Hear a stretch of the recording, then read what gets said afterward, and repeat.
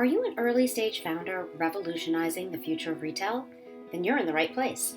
My name is Shah, and I'm an angel investor investing at the pre-seed stage in retail tech, e-commerce, and digitally native brands. I'm also the founder of Retail X Series, an in-real-life event series based in New York to help early-stage founders think through topics like customer acquisition, sales pipelines, branding, financial modeling, fundraising, and more. In this podcast, I interview founders and investors who've spoken at Retail X Series events in the past, and we dig deep into the tactics around key topics that early-stage founders want to hear about. Welcome to the Retail X podcast. Hello, everyone, and welcome to the Retail X Series podcast. I'm your host, Shah. Today's episode covers offline strategies for DTC brands. Our guest today is Kirk Keel, co-founder and co-CEO of Stantt, a menswear brand. Kirk will share Stantt's foray into offline sales, including pop-ups, wholesale distribution, and more, as well as how that has changed given shelter-in-place orders that have closed stores throughout the country right now. And I'll add that I'm an investor in Stantt, so I'm even more thrilled to have Kirk here to tell the Stantt story. Welcome to the podcast, Kirk. Thank you, Sapna. I'm really excited to be here. Great. So I'm excited to have you here. So let's start with some background. Tell us a little bit about you and your background and how you and your co-founder started Stantt, and a little bit about what Stantt does today. Definitely, yeah. I actually started my career as an engineer, so I worked for a large defense company. Coming out of undergrad, I worked for Lockheed Martin for about 5 years. Eventually found my way back to business school and ended up working in brand management and marketing at Johnson & Johnson for another 5 years, actually. When I was at J&J, I ended up meeting who is now my business partner, Matt Hornbuckle. Matt and I became fast friends, and I think we really bonded over our desire, frankly, to leave J&J and start our own company someday. So Matt and I had actually met on a company bus that J&J had funded, and it was for people that were living in New York City, Jersey City, or Hoboken. We would take the bus down to the Princeton area every day. And I got to know Matt there. We started to share business ideas, and we were kind of known as the two guys that, that thought they were cool and sit in the back of the bus and talk about business ideas all day and not really talk about J&J stuff all day. Eventually, we landed on an idea, which is now Stantt. And just to sort of summarize what that idea was and really what it is today, we saw menswear as really giving two options to guys at least 7 years ago. This was back in 2013. And those two options, one is off-the-rack clothing. I mean, what most of us are used to buying, standard sizes, either in a retail store or online, or full custom clothing, right? Where generally a tailor would take a bunch of measurements and something would be custom made for you. Knock on wood, it fits perfectly, and you would get the product in 6-7 weeks. What we said is that, that at least then that both were meaningful in menswear, but both had cons, right? So there was pros to both and there was cons to both. And we'd always dreamed that, well, why can't there be something in the middle, almost a hybrid of off the rack and custom? Why can't you try on product, make sure you know that it fits, and then have it made for you, but delivered very, very quickly? So that was some of the genesis of what we created in Stantt. And where we are today, and I'll walk through the retail process, which is very similar to our online process, is we have 99 sizes in shirts and 75 sizes in pants. And a customer is matched to one of those sizes, like in this case in a retail store, by taking just a few measurements. Those measurements are put into an algorithm, and the algorithm matches via an app on like a iPhone or iPad, and the measurements are used with the app to match him to one of those sizes. So let's take shirts, right? Maybe he's matched to a Madison Avenue, so our sizes are named after streets in New York City. So he's at Madison Avenue, he knows the size, he's tried it on, he knows it fits perfectly. Then he would pick out a fabric, a collar, a cuff, a monogram maybe, a pocket maybe, and we would make that shirt for him and get it back in his hands in about 7 days. So you can start to see how Stantt sort of blends the lines between off the rack and custom. And that's where we are really today. We've got that same program and a trouser program. We've got a really nice website business, but primarily a lot of our revenue comes from what's become a major wholesale strategy for us. We're in about 400 retailers today. So that's sort of me, and that's Stantt in a nutshell. Great. Okay, so let's go backwards now and talk about the beginning days where Stantt really started as a DTC brand. And in the beginning, you were online only. That was for some period of time, and then you started looking at kind of other channels.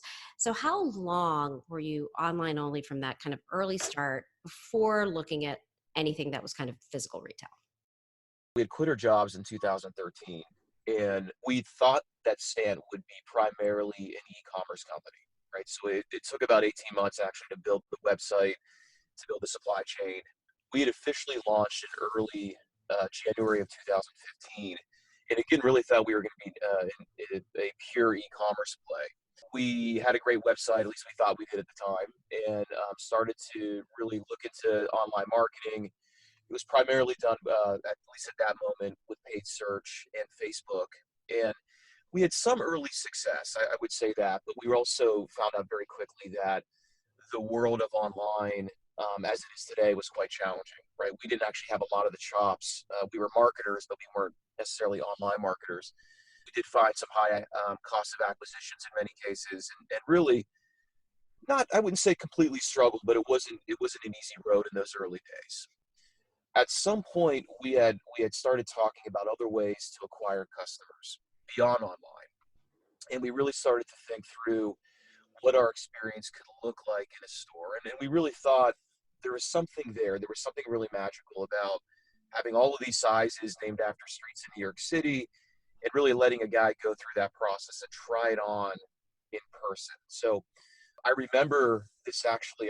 Just the other day I was thinking through this. It came up in a conversation, but I had spent a day in New York City, so our company's based in New York, and I had walked around various spots in New York and Brooklyn, and really just sort of walked into stores and just started to tell the Stantt story. Some folks were not all that eager to meet me, but a few folks were, and they really kind of listened and said, okay, that's very different. One of those conversations led us to a meeting with the folks at a pop-up location in Chelsea Market. So that ended up becoming our first pop-up store, right? So we had met with the folks at Chelsea Market in New York. They had a sort of a pop-up sort of venue called Artist and Please. We eventually, gained some confidence and said, okay, I think we could do this in person. And we built what really was a very small brand experience for Stantt. And that was probably in April of 2015.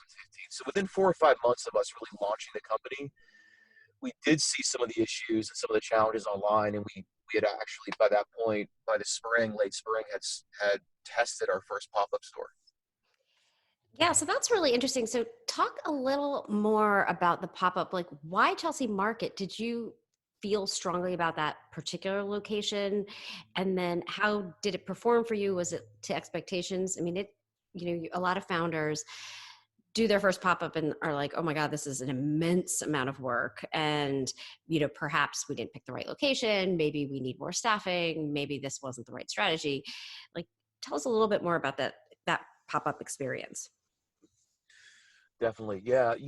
5, 6 years ago, there wasn't as many pop-up opportunities, in this case, New York, as there is today, right? So you see a lot more brands popping up. You see a lot more opportunities for brands. Then, at least in what we could see in 2015, there was really only a handful of opportunities in New York to do pop-ups. Chelsea Market was interesting for us. It was a location where you had both local traffic going to within the Chelsea and sort of downtown area of New York City, but also they got a lot of tourists. So that was intriguing for us. There was always a lot of traffic in Chelsea Market, and really throughout the week, I mean, there wasn't really a slow day. If it wasn't a moment where locals were going, then you probably had a lot of tourists at that point, or vice versa, depending on the point of the week. So we liked that. We found some folks that were running the pop-ups there to be very sort of open to what our concept was then, which is, quite unique. We had found a space that we thought could work, which was enough room for somebody to try on a shirt and really go through the experience. So I would say within the first week, we knew we had something. And what we found, and we saw this play out over and over, there was something very magical about a guy from only a handful of measurements putting on a product that fit him perfectly. And it was something he just wasn't used to. in this case, a dress shirting. So he would walk out of the changing room and stand in the space in Chelsea Market, and you would see the glow in his eyes. And he just wasn't used to that kind of experience. So first week, we'd actually broken even. And we hadn't yet broken even with our online marketing. So we saw something here from a customer acquisition standpoint that guys enjoy the experience. We were making money as a company and breaking even in terms of our acquisition. So it really, that first week was very telling for us, and we really thought we had something. Yeah, that's great. How long, I probably should know this, right? But how long was that Chelsea Market pop up profitable for you, or at least breaking even? And how long were you in the space? Yeah, I have to think back to something. I mean, we had that space, or there was various spaces within Chelsea Market off and on for a little over a year. And we would come in for a couple weeks, and then we had to wait essentially for another slot to open up, and we come in again for another couple weeks. But we ran that off and on for about a year. And nearly every week that we ran it, from what I recall, that we were breaking even on customer acquisition. So it was, we were very excited at that point in time. We hired a small team to help us run the pop-up store. Some of those team members are actually still with the company today. That's going back 5 or 6 years. But it did give us I'd say, the confidence to also look at other pop-up locations within New York and Brooklyn and New Jersey.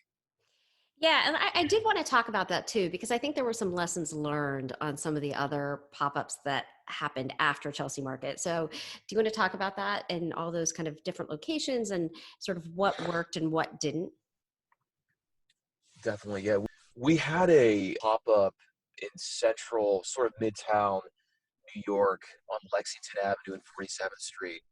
We did find there, I'd say on the plus side, is that there was a customer base that really needed our product. There's a lot of banks, hedge funds, law offices, agencies, all within that sort of midtown area. So we did quickly find that our customer was there. I think what we underestimated was, you think you put a pop-up store on Lexington Avenue in New York City in Midtown, that people are just going to come in. In some cases, actually in many cases, that was not the case, right? We actually had to do a lot of marketing. And I'll give you a couple examples of that. We would go to all the hotels in the area within a couple blocks and leave handouts at the concierge desks. So they could hand out, hey, there's a pop-up right down the street. They're running a special on their shirts. Did a lot of sort of street signage and street teams to see if that could draw people in. We actually even experimented with some very targeted Facebook advertising within zip codes within New York to drive traffic. Ultimately, what we found is events really were sort of the magic where we could host an event either within our network or for other folks that needed a space. We get a lot of folks in that way, both men and women, who then would ultimately see the product, see the experience in sort of a more casual setting and get very interested and end up buying our product. But I think what we underestimated in New York was you really got to help market the pop-up. And I think that's true today. I mean, that was 4 or 5 years ago. I think it's very true today. I think you remember, too, we had a very unique pop-up in a massive New Jersey mall called Garden State Plaza. That's one of the most profitable malls in the country. That mall is only open 6 days a week, and it's still one of the most, the highest revenue driving malls in the country. We had built what we called a brand experience there, but was really a mall kiosk, right? So you think about mall kiosks and sort of the reputation they have, and we were essentially a nicer mall kiosk. We were right outside of the Apple store, so we thought we had a great location. It was a massive mall, a ton of traffic. And in many cases, it was great. We acquired a lot of customers. But what we found quickly was, and I'll never forget this, we had an investor who had visited the pop-up, and this same investor had also worked at mall kiosks growing up, like in high school and when he was in college. And he had called us after he had visited and said, guys, great pop-up, but you're not doing it right. We said, what do you mean we're not doing it right? He said, you're not acting like a true mall kiosk. We said, we're not sure, what do you mean by that? He said, you're not being aggressive enough. You're not interacting with the people and walking around the kiosk and so forth. And what he was alluding to is, and many people know the mall kiosk experience, is that you almost have to draw people in somewhat aggressively. So I had taken his advice and tried that one day. And sure enough, I was able to draw some folks in, buy our product. You could start to see what the pathway looked like there to make money in essentially a mall kiosk. I got back and told the team that, hey, we're going to try to act more like a mall kiosk, and we need to be a bit more aggressive. And needless to say, the team was very not excited about that, right? Essentially not what they had signed up for. But we ended up, we were in that mall kiosk about a year. We tried to be as quote unquote aggressive as we could with some of the selling techniques. While we had acquired a lot of customers, I think we had underestimated really to play in that mall environment. You sort of have to act like the other players in the mall, and I don't think our team was well equipped at times to sort of run with that strategy. So we learned a lot with those pop-ups, acquired a lot of customers, still customers that we have today, but there was certainly a lot of lessons learned from that experience. Yeah, and I think one of the things we had talked about, even at the time, both with Garden State Plaza and the pop up on Lex, was that the one of the challenges in kind of those sorts of environments is that you have to staff the stores, and people have to be focused on anybody who any of the customers who walk in, to your point, all the other marketing that you have to do to drive traffic, that it is not, they don't just run themselves. It's not like rinse and repeat and we just set it up and it kind of goes. So it is a lot of effort amongst all the other things that you're doing with online and things like that as well. Let's shift a little bit. So we've talked about some of the pop-ups. One of the stories I really like most is kind of the initial kind of foray into wholesale. I mean, that wasn't something, when you and Matt started, that wasn't something you had thought about, and it wasn't something that felt maybe 100% natural. So let's talk about kind of those early days when you're dipping your toes into the water with wholesale, and how that worked and how you even got into wholesale as a business. Yes. Yeah. We started seeing the success from Chelsea market of bringing our experience in person to our customers in a retail setting. And as we said earlier, to your earlier point around the staffing and some of the other challenges, it really started to weigh on us. And really, how much longer can we sustain this pop-up strategy that we were trying to marry the pop-up customers and have them transition to our website to build loyalty and to build repeat. In some cases it was working, but again, it was the challenges were beginning to outweigh some of the gains as a company. And we then did have a conversation around what would it look like to start to get into better men's stores around the country. So another sort of journey into the great unknown. I at the time was living in Hoboken, and I'd walked into which I think was the only men's store in Hoboken. Which for the folks on that are listening, Hoboken is right outside of New York City. It's essentially another borough of New York City. And it was a really nice men's store. I walked in, introduced myself to the owner, explained what we were doing. He actually seemed intrigued. And he said, yeah, if I'm interested, I'll let you know. Mm-hmm. So I gave him my card and walked out. Did not hear from him for months. And it must have been 3 or 4 months later, he actually called back and said, hey, let's do this. And that was kind of one of those moments that we didn't even know what do this meant, right? We didn't really know how to bring our brand to another experience. We weren't the people selling it. So how do we train the sellers at this store in Hoboken how to train or how to sell our product, even how the economics would work, how we would structure the financial side of the margins he was expecting versus the margins that we needed to get as a company. But that was our first pop-up store, and it went really great. That store was open about a year, ended up closing for other reasons, but it was our first customer. And some of it was sort of learning trial by fire. I mean, we made some mistakes along the way in that first store, but really had a lot of wins. Our second wholesale account, Matt, had a great relationship with somebody from where he went to school that was working at Saks. And he helped Matt get in sort of network into the right folks at Saks. They actually came out and we pitched the buyer in the Chelsea market space. So the pop-up actually ended up being a great marketing tool to show potential buyers what this could look like in their store. At the Saks became our second account. So we said, okay, we started this sort of small men's store in Hoboken. Then our next account was Saks Fifth Avenue. We thought we were on top of the world. I mean, it was such a great moment for us in our company. I can remember our product in the window at Saks Fifth Avenue in New York.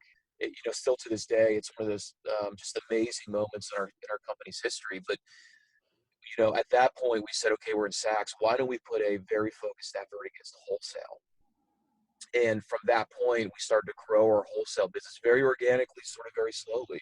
But that sort of worked to where we are today, several hundred accounts. But it was very sort of humble in those early days. Yeah, it's so interesting, right? That you kind of take this one step and that leads you to the second step, and there's like a connection at Saks, and then you kind of get into Saks. But I think that one of the biggest moments, I think, in Stantt's history was getting the Nordstrom account and, now being in all Nordstrom stores. So can you talk a little bit about what that process was like? I know a lot of Retail X kind of founders, that's like the holy grail of wholesale, to be in Nordstrom. And I think everyone tries. I get asked all the time for, do you know the women's buyer at Nordstrom? I'd love an intro, that sort of thing. And, you guys did it. So tell me a little bit more about how you did it. Oh, yeah, it was another long process of networking, both Matt and myself, and trying to see how we could work our way into kind of what you said. Does somebody know somebody in Nordstrom? It was really a combination of a lot of emails, phone calls, waiting. That process took, believe it or not, about 2 years until we were actually setting up into our first Nordstrom door. Without it, and that's where anyone listening, I would say the power of networking and really the power of using tools like LinkedIn to see who might know somebody that knows somebody that may know somebody at Nordstrom. It was really some of that. So, it took about 2 years to get in there. The way Nordstrom generally works, at least with a product like ours, is they want to do a test. They ended up doing a one store test with us in a store outside of Seattle that we really sort of put the odds in our favor. What I mean by that is once we figured out the location, we started to work with the team at that location, right? Sort of the floor manager and some of the sellers. We flew out there many times to work with them to make sure they understood our product. We also pulled a moment, much like what Sarah at Spanx had done, where I don't even, maybe you don't even know this, something, but we ended up helping people go buy our product at Nordstrom, right? So we ended up reaching out to our network on the West Coast, people that were living in the Seattle area, and really just sort of asked them to go to Nordstrom and buy our product. And that was great. We actually got a lot of early traction, not only from folks in our network, but the sellers really got behind it at that location. I think a lot of it was because we built such strong relationships with the sellers and with the floor manager. So the results of that first store were really great. I think that was October of 2017. By the end of that year, we had conversations with the buyer about extending, and at the time they had asked us, it had gone so well, they wanted to put it Stantt in every single Nordstrom store by that following summer of 2018. There was a huge moment of excitement, and then that quickly led to a moment of, oh my God, can we really pull that off? Long story short, we had to go back to the buyer and have one of the hardest, what we call courageous conversations we've ever had as a company, and tell the buyer that we didn't think we could meet his request to set up every door by that summer. Not that we actually couldn't get product in there, but we didn't think that would be enough time for us to properly go in, as I mentioned earlier, build the relationships, train the store personnel, do some marketing around the sort of those geographical areas, and help drive some acquisition. So we had laid out a plan for the buyer and said, look, it's going to take anywhere from 12 to 18 months. We can't set up every store, but please give us a little bit of time. The initial response was from our buyer was, well, nobody tells Nordstrom that. But I think once they understood why our product was so different, then became great partners from that front. So we took about, I think it was 16 months to set up the rest of the stores. It was an adventure. We visited every single Nordstrom around the country, including locations in Hawaii and Puerto Rico and Alaska. Our team was in every store. We trained all the sales folks, and that's how we really kicked off that relationship. It's been a very fruitful relationship. It is our biggest customer, our biggest retail customer. And what I'll say about Nordstrom is they really understood why our experience was so special and why, I mean, we're very biased, but why we think this is the future of retail. Letting him try it on, making a product for him, and Nordstrom carries zero inventory on our product outside of try-on shirts. So I think they really sort of got behind that, understood sort of the mindset of what retail needs to look like in the future, and then sort of the consumer behavior around guys at that time, and was trending. Guys wanted to personalize their product. They didn't want to wait too long for it, and they wanted transparency in terms of knowing what they were buying. So Nordstrom was very supportive of all that. There was so much to unpack in everything that you just said, but there are two things that I want to go back to a little bit that you spoke to, but I think maybe we should speak to a little bit more. One is this idea of helping to seed the customer acquisition in the first store outside of Seattle, but also in other stores. So you a little alluded to the fact that the Stantt team was doing some of the marketing and really trying to push some of that early the early customer into the store to buy your product from the store so that it did look like a success and that you could get the salespeople kind of on your side.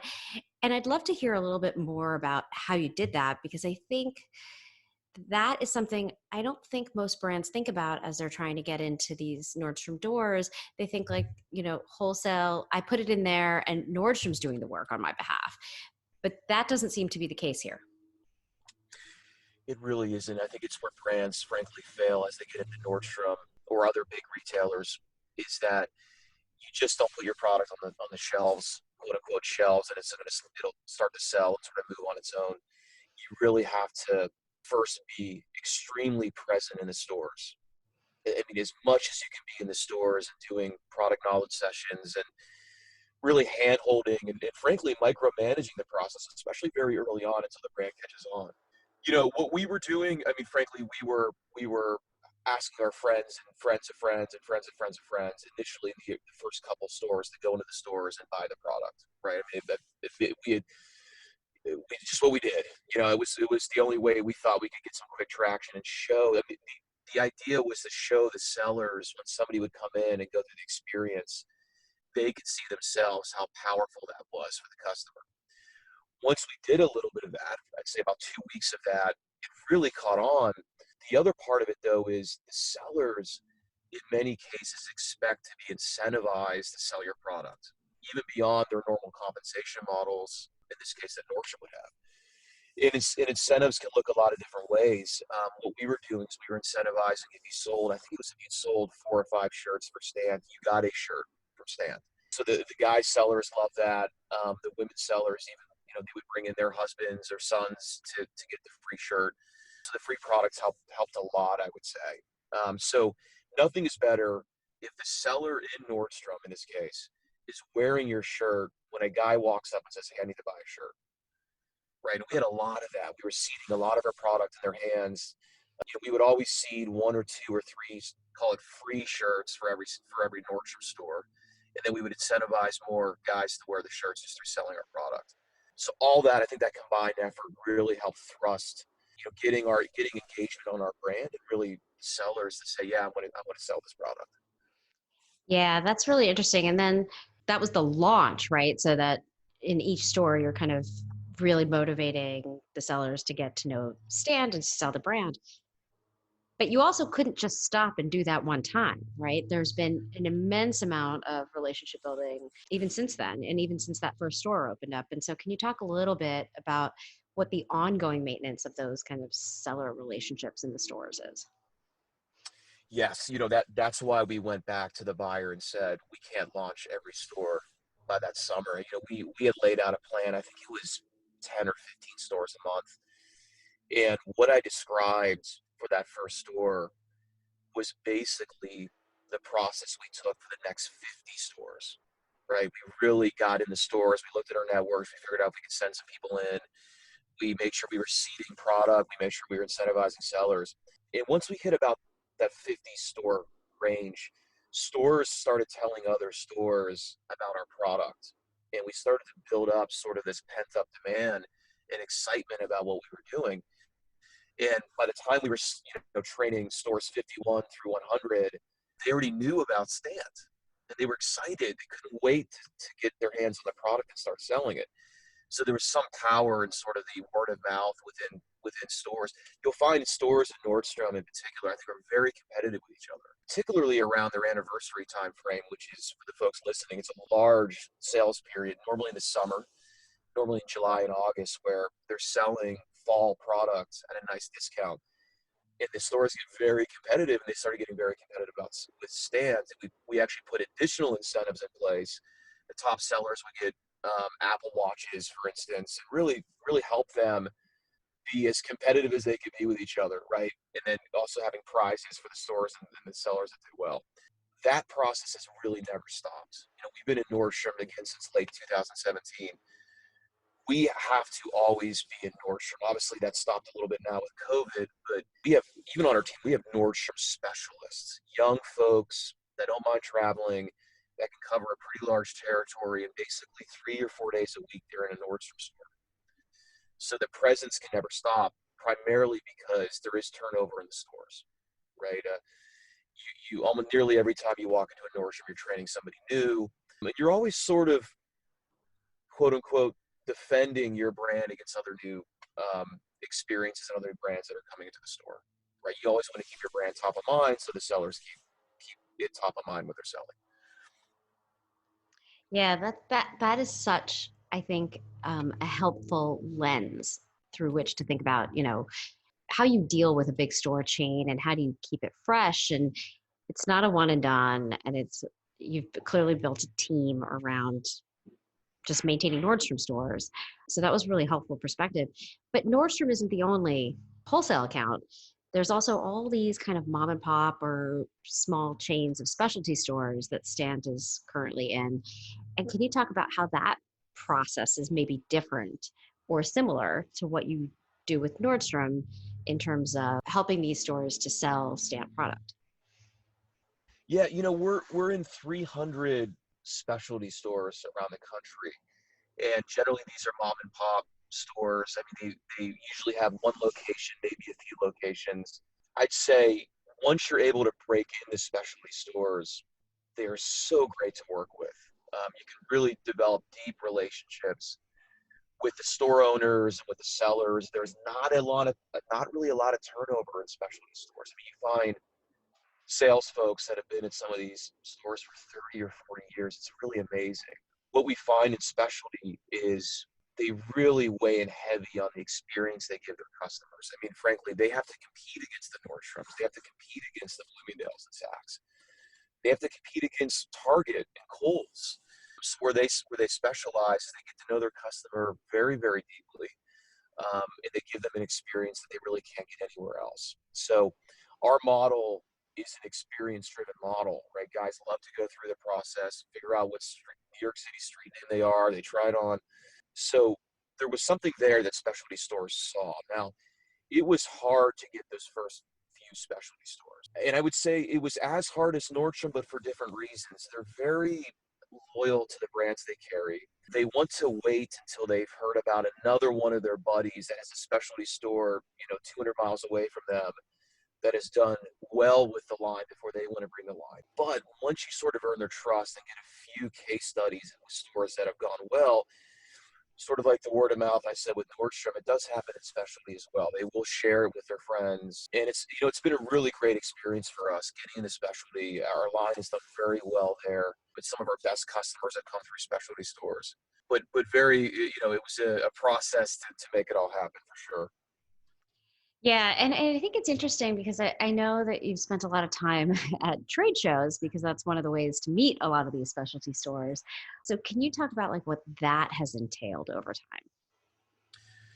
Yeah, there was two ways that we broke into. Actually, I'd say three ways. First is we hired a gentleman named John Minahan, who was a 35-year veteran of the industry, had run a major brand in his career as their CEO, had a lot of connections, right? So that was important for us. We didn't really know a lot of folks getting into menswear. He really helped establish some of the early relationships that are now stores that we work with, people we call friends today, actually. John was very instrumental, and I would recommend to any brand that's trying to get into specialty that it helps to know people that can make those introductions for you.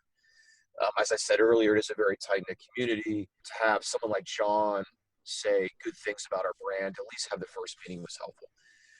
Second, it's what you had said, Subna. We had set up at several trade shows in New York, Chicago, LA, Dallas, Charlotte, Minneapolis, and you go to these trade shows, you set up a booth, and you allow buyers to go through the process. But we didn't know this. We found out very, very quickly that you just can't show up at a trade show. You probably won't get anybody to come in and see your product. You really have got to spend time in the upfront, making phone calls, setting appointments. So we did that. We did that with the help of John, and we did that with a lot of cold calling and cold emailing, and set up as many appointments as we could at these trade shows. So the first trade show, I think we had like 6 appointments, right? And to make a comparison, our last trade show, which was 4 or 5 months ago, we had like 100 appointments, Right. right? So you can start to see how this thing builds. But in the early days, we didn't have a lot of appointments. The third thing I would say is you kind of just have to get on the road. Yeah, you really have to put yourself out there. The specialty stores love it if you take the time to travel to their store, come in their store, see their store, understand what their strategy is, understand the history, and a lot of these stores are third or fourth generation owned, and you show them that you care, you show them that you want to be a part of their store, and that also helps sort of break down some of the barriers that nobody knew who we were because we were just very genuine about it, I think. Yeah, and I think that, I mean, we could talk about this for forever, but in the interest of time, I think that is a very good segue into talking about what's happening today. So, as we record this, it's mid-May. A good portion of the country is still kind of in under shelter in place orders or lockdown. Stores are closed, particularly those specialty stores. Some Nordstroms have opened up over the past weekend, but most are still closed. And so the wholesale business is really dried up right now. So A, how is Stantt dealing with this? But B, how are you kind of working with those specialty stores for when they do reopen? And how can you continue that relationship when they've been closed for over 2 months at this point? Yeah, it's been difficult. Our business, because it is very much wholesale driven, really did come to a halt about 2 months ago. Nearly every store we work with closed, those specialty stores at Nordstrom. And, I think it was Tuesday of this week, I made 30 phone calls in one day. And it was extremely exhausting. I called 30 different specialty stores, our customers, but it really wasn't exhausting from the standpoint of just physically making the calls. It was more every phone call was basically the same story around, look, we're not open yet, or we just reopened. People are not coming into the store yet. People are still worried about coming into the store. And it was really sort of that theme over and over and over again. I would say the store owners are very concerned on how long this recovery could take, right?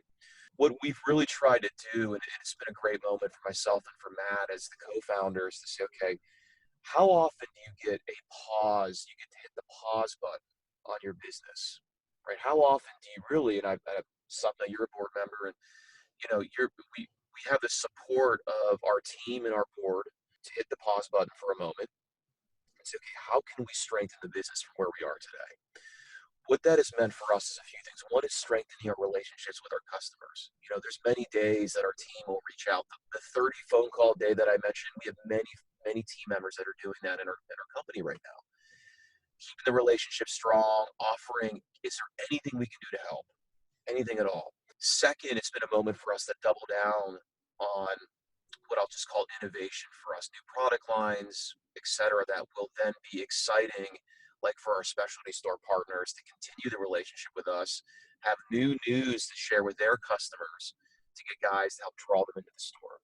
One thing that we've been doing that's been very successful is as stores are reopening, we're finding unique promotions that we can give to our specialty store partners to help their customers feel incentivized to either make a phone call to their specialty store to buy Stantt or actually come into the store and buy some of our product.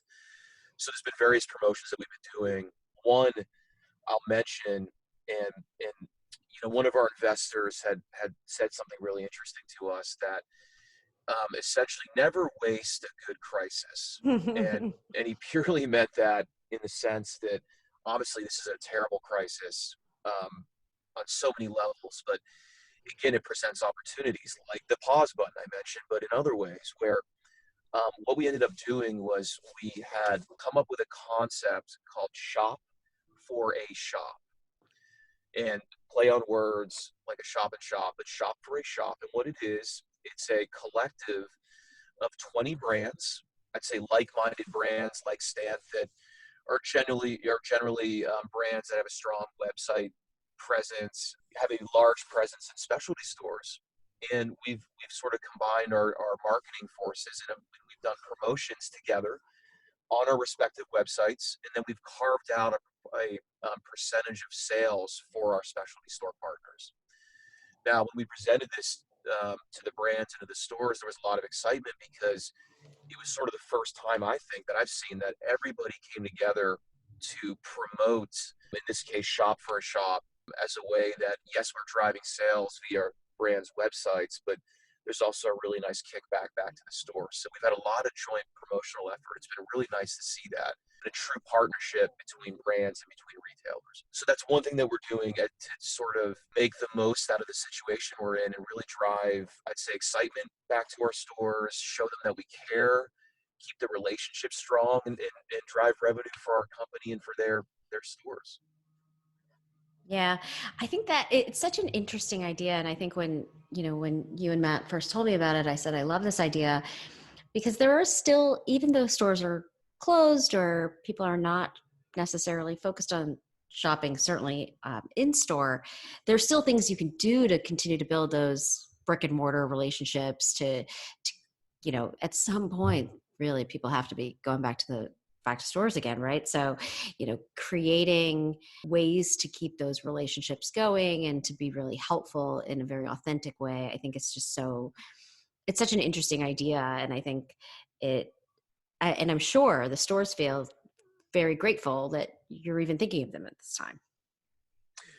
They are, and I had this conversation the other day. Unfortunately, there's been a lot of, in many cases, bad blood between retailers and brands and vendors, where we're sort of immune to this, but brands that are heavy in inventory, that are about to ship their spring shipments and even some of their fall products, a lot of those shipments are in limbo, right? So it's created some bad blood between, well, who pays for it, who owns it. So any moment like this where we can bring retailers and brands together as a partnership, I think has gone a long way. And I think our retailers will be I think they'll remember that, in years to come, that in this case, Stan spearheaded something that was really for them, to build a stronger relationship with them. Yeah, I agree. And I mean, I guess this feels almost like a throwaway, but we're at some point going to have some new normal post COVID around the country. It sounds like, and I won't speak for you, but it sounds like you think that, even during this time and post, that specialty stores, Nordstrom's, kind of wholesale is still going to be a huge part of your business, and that it's not going to be a flip where D2C becomes, more of the primary channel. I mean, do you feel like that's true? I'd say yes and no. I'd say I think wholesale will always be a strong piece of our business, and many of the other brands that I mentioned earlier that we had partnered with for Shop.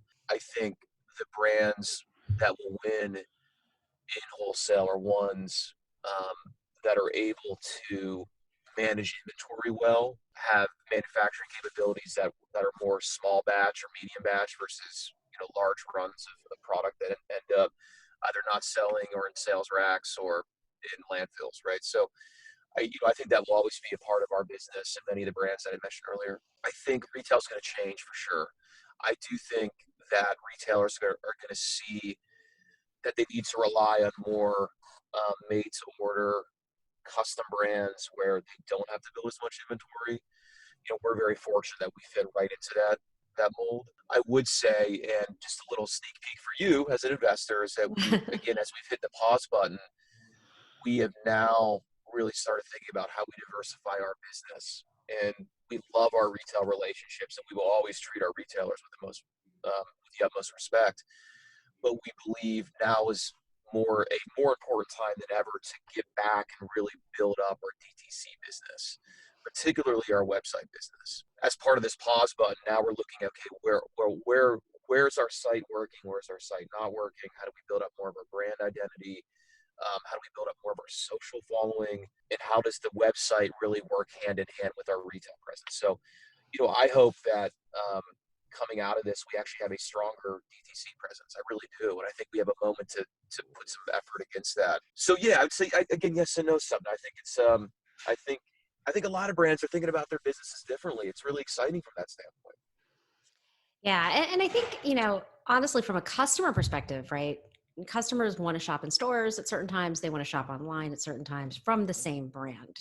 They're looking for different things at different moments. And it feels like you sort of have to be where they are. And they could be at a lot of different places. We think the recovery for retail is going to take 12 to 18 months. So if that's truly the case, and many, I've spoken to 150 retailers in the last couple of weeks, and I would say most believe that. Most think it's going to take 12 to 18 months, and so it's not going to be a quick recovery, and we sort of know that. So we as a brand are saying, okay, we've got to really make sure we're focused also, to your point, in places where men are shopping. I think also product mix is a really interesting question. We mostly sell dress shirts, business casual shirts. Are guys going to need that type of product over the next 12 to 18 months? We sell dressier pants as well. So now we're looking at somewhat more casual options. What would a Stantt jogger look like? What would a whole knits line of polo shirts, maybe even t-shirts look like for Stantt? All fitting within the model of a perfect fit, made for you, delivered in 7 to 9 days. But I think men's tastes are going to change a little bit, and what types of products they really need over the next 12 months. So again, it's an exciting time from that standpoint. I think many brands will come out stronger from this if they're thinking about it the right way and really being true to how long this recovery could take.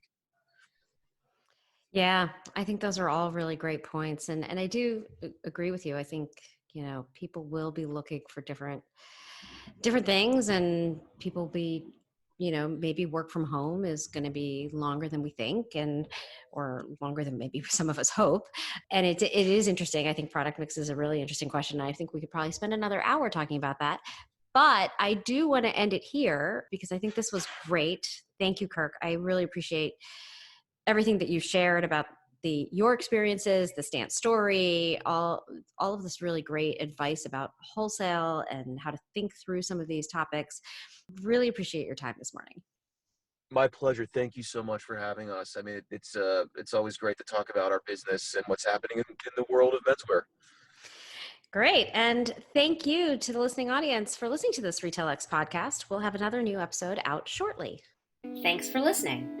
If you'd like to attend a Retail X Series event in person, check out www.retailxseries.com for upcoming events in New York. You can also follow us on Twitter and Instagram at Retail X Series.